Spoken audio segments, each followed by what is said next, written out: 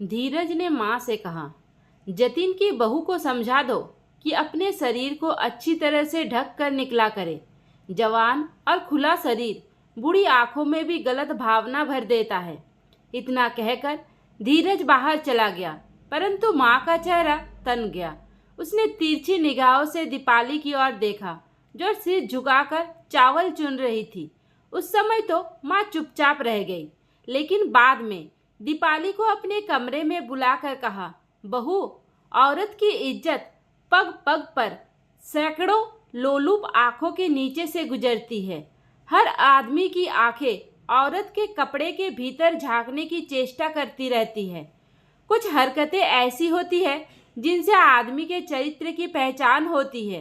वैसे इसका कुछ अर्थ निकले या ना निकले, पर अकेले में आंचल का बार बार बदन से गिर जाना कुछ दूसरे अर्थ भी देता है। मन की तरह शरीर पर भी नियंत्रण रखना सीखना चाहिए। मम्मी जी, बात ये, दीपाली ने सफाई देनी चाहिए। मैं तुमसे कोई सफाई नहीं मांग रही हूँ बहू, ना ही तुम्हें दोषी ठहरा रही हूँ, बल्कि अपने अनुभव से बता रही हूँ कि औरत चाहे तो खुद ही अपने इज्जत को संभाल सकती है और ऐसे लोगों की नज़रों से बचा भी सकती है। ठीक है मम्मी जी, आगे से आपकी बातों का ध्यान रखूंगी, दीपाली ने कहा। तभी दरवाजे पर हुई दस्तक ने उनका ध्यान भंग किया। जतिन के आ जाने से बातें वही खत्म हो गई। पति के आने पर दीपाली राहत महसूस कर रही थी। अभी इस घटना को बीते 4-5 दिन ही हुए थे कि एक और विवाद ने जन्म ले लिया। हुआ यूँ कि दीपाली स्लीपलेस गाउन पहने बाथरूम से निकल रही थी कि अचानक डाइनिंग हॉल में धीरज से उसका टक्कर हो गया। बेचारी दीपाली फुर्ती से अपने कमरे में चली गई। धीरज को एक और मौका मिल गया था। माँ, मुझे छोटी बहू का व्यवहार ठीक नहीं लग रहा है। अभी बच्ची है, अपने आप समझ में आ जाएगी, माँ ने बात को खत्म करते हुए कहा। तुम बहुत भोली हो, पर यदि अभी से कंट्रोल नहीं किया गया तो परिवार की इज्जत पर वाट लग सकता है, माँ ने धीरज को डपटते हुए कहा। तुम कहना क्या चाहते हो? दीपाली को समझाओ, मर्यादा में रहना सीखे, इसके तौर तरीके कुछ ठीक नहीं है। दीपाली दरवाजे के पास खड़ी होकर अपने जेठ और सास के बीच हो रही बातें सुन रही थी। उसे समझ में नहीं आ रहा था कि उससे ऐसी कौन सी गलती हुई है जिससे उसकी सास और उसके जेठ उसके चरित्र पर संदेह कर रहे हैं। उन सारी बातों ने जैसे दीपाली के चेहरे से हंसी छीन ली। हमेशा खुश रहने वाली दीपाली बुझी बुझी सी रहने लगी। उसे समझ नहीं आ रहा था कि अपनी व्यथा किसे कहे। जेठ उस पर अपरोक्ष रूप से लांछन लगा रहे थे और उसकी सास, जो कि एकदम पुराने ख्यालात की थी, उसे रोज औरत की मर्यादा का पाठ पढ़ाती रहती थी। एक बार तो उसके मन में आया कि वो जतिन से सब कुछ बता दे, परंतु दोनों भाइयों में बेहद प्रेम था और वो प्रेम कहीं उसके कारण टूटकर बिखर ना जाए, इसलिए वो चुप थी।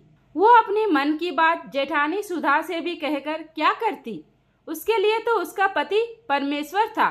रात में जब जतिन कमरे में आए तो वो एक तरफ मुंह किए पलंग पर चुपचाप लेटी हुई थी। जतिन ने पूछा, क्यों, तुम्हारी तबीयत खराब है क्या? दीपाली ने कहा, नहीं, ऐसी कोई बात नहीं है, बस नींद आ रही है। परंतु जतिन समझ गया कि दीपाली परेशान है। उसके मन में छिपे भाव चेहरे से साफ साफ व्यक्त हो रहे थे। इतना उदास तो उसने दीपाली को कभी भी नहीं देखा था। उस समय जतिन ने दीपाली से कुछ भी कहना ठीक नहीं समझा। अगले दिन रविवार था। जतिन ने दीपाली के साथ फिल्म देखने और बाहर घूमने का प्रोग्राम बनाया। जतिन ने सोचा कि दीपाली घर के अंदर की बंद दुनिया में रहते रहते उब गई है, इसलिए उदास है। कॉफ़ी हाउस में कॉफ़ी पीते हुए अचानक जतिन ने दीपाली से उसके उदास रहने का कारण पूछा। जतिन ने कहा, मुझे 2-4 दिन के लिए ऑफिस के काम से बाहर जाना है। जब तक तुम अपनी मन की बात नहीं बताओगी, मैं निश्चित होकर नहीं जा पाऊंगा। लेकिन जब दीपाली ने सारी बात बताई तो जतिन अबाक रह गया। उसे विश्वास नहीं हो रहा था कि दीपाली जो कह रही है वो सच है। उसके भैया तो एक सुलझे हुए गंभीर आदमी है। वो अपने छोटे भाई की पत्नी पर ऐसा लांछन कैसे लगा सकते हैं। अगले दिन जतिन ऑफिस के काम से मुंबई चला गया। उसके जाते ही दीपाली ने अपने जेठ के व्यवहार में अजीब सा परिवर्तन देखा। कल तक उसके चरित्र पर लांछन लगाने वाले धीरज ने 2 दिनों के लिए ऑफिस से छुट्टी ले ली और अधिकांश समय दीपाली के आसपास घूमने लगा। कभी वो किचन में कुछ लेने के बहाने आ जाता, तो कभी ड्राइंग रूम में टीवी देखने के बहाने उसके कमरे की ओर नजरें टिकाए रखता। दीपाली को धीरज की ये बदली मानसिकता समझ में नहीं आ रही थी। अगले दिन सुबह अचानक माँ की तबीयत खराब हो गई।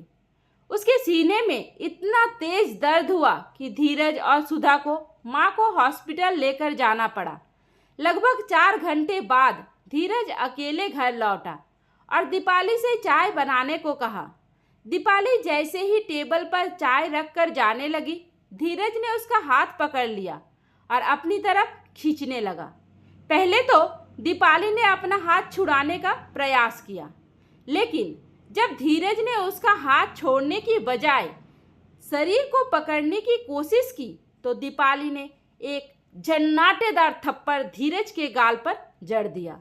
धीरज को कतई उम्मीद नहीं थी कि छुई मुई सी दिखने वाली दीपाली ऐसा रौद्र रूप ले सकती है। वो नीचे कालीन पर गिरा हुआ अभी संभलने की कोशिश कर ही रहा था कि दीपाली ने उसके छाती पर अपना पैर रख दिया और बोली, मेरे चरित्र पर लांछन लगाने वाले जेठ जी, तुम खुद कितने चरित्रवान हो ये तो मैं पहले दिन ही समझ गई थी, जब तुमने डाइनिंग हॉल में करीब से जाते हुए मेरे शरीर को छूने की कोशिश की थी। तुमने अपने चरित्र को मुझ पर आरोपित कर मुझे घर में बदनाम करने की कोशिश की। मेरे चरित्र पर कीचड़ उछाला, जबकि तुम्हारा चरित्र ही गंदा और दागदार था। धीरज चुपचाप खड़ा होकर वहां से चला गया और उसने आगे कभी भी दीपाली की तरफ आंख उठाकर तक नहीं देखा। दोस्तों, आपको ये कहानी कैसी लगी मुझे कमेंट करके ज़रूर बताइए। दोस्तों, आपके कमेंट का मैं दिल से इंतज़ार करूँगी। उम्मीद करती हूँ आपको हमारी कहानी पसंद आई होगी। कहानी पसंद आई है तो वीडियो को लाइक करें, चैनल पर नए हैं तो चैनल को सब्सक्राइब करें और हाँ, नोटिफिकेशन बेल को ज़रूर दबाइए ताकि अगली अपडेट सबसे पहले आपको मिले। धन्यवाद।